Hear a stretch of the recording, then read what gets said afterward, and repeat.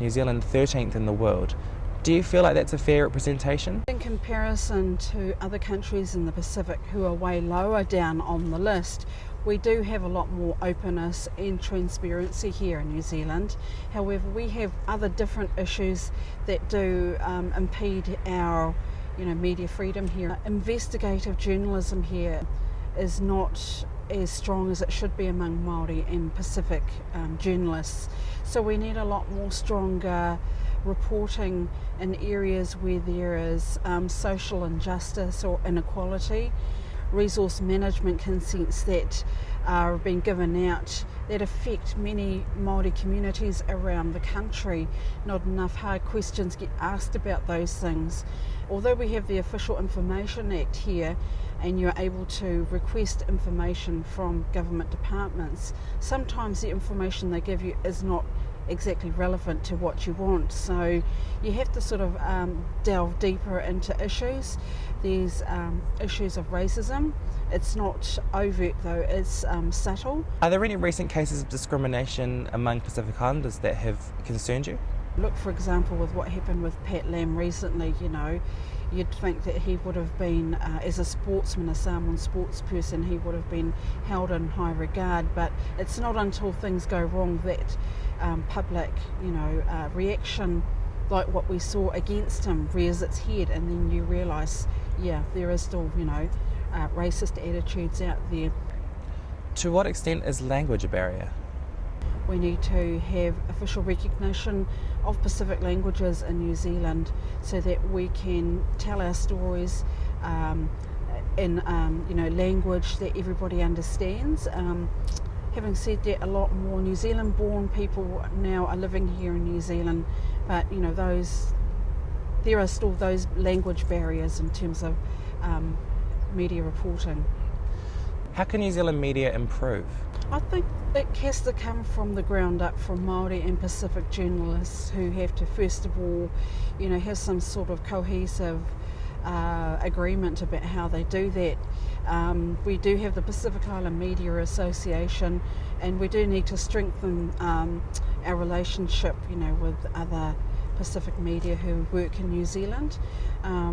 We do need to have more Māori and Pacific representation on organisations like the Broadcasting Standards Authority, the New Zealand Press Council, and we need more of our faces like you out there in mainstream, sort of reinforcing the fact that this is a multicultural country and that there are a multitude of attitudes and cultures to consider. The Pacific Island Media Association is quite excited about the number of Māori and Pacific media outlets that have been established.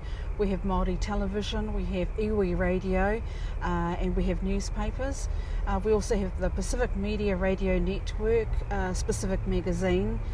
We have also other TV and radio outlets, and Tapu Misa, who is a columnist for the New Zealand Herald. So we do have a lot of highly successful work that's happening out there to get the Pacific media perspectives out there. As an AUT grad student coming out of uni and going straight into covering two of the biggest stories of the year, how was that? Gee, where do I begin? I've covered some really great stories and met some really good people during my time with Tangata Pasifika, and one of them being the Tongan King state funeral, King Siausitabo V.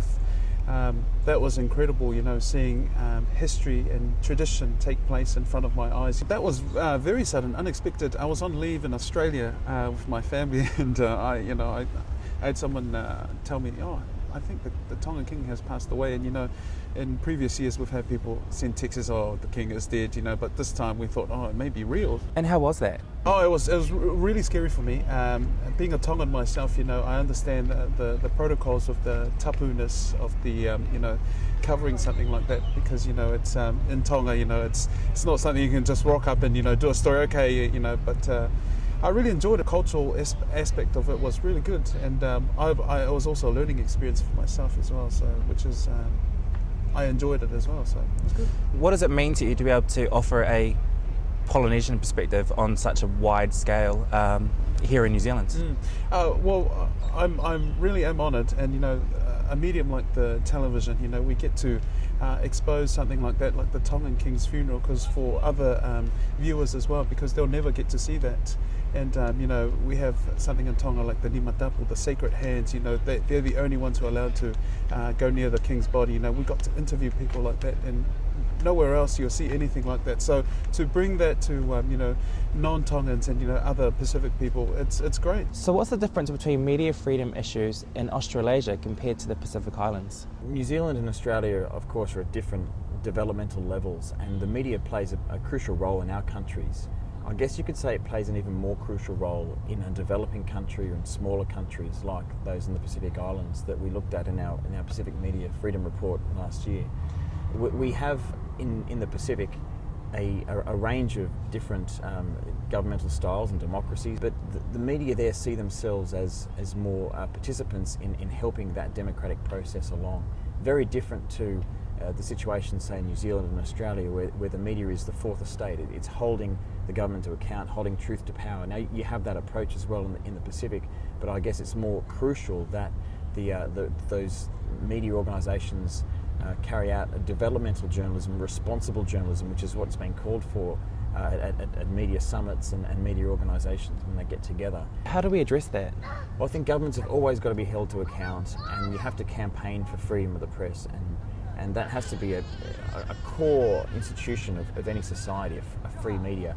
At the same time, journalists and media organisations need to get on with the job, and if that means operating a system where there is some sort of censorship, well, that's even more admirable in the sense that their effort is there to report as best they can and inform the public that they're there. It's not enough to distance yourself and say, well, we're not going to report anymore, we're boycotting this. Is there a greater responsibility for journalists to report on developmental issues in the Pacific? I think so. I think in a developing country, a journalist and a media organisation, a publication, has to look at the main issues that are affecting society and report on them, and to do their core traditional role of bringing about important change. It might be reporting on the Millennium Development Goals, which are important to all Pacific countries, reporting on gender-based violence, or it might be climate change migration that's going on in some places like that.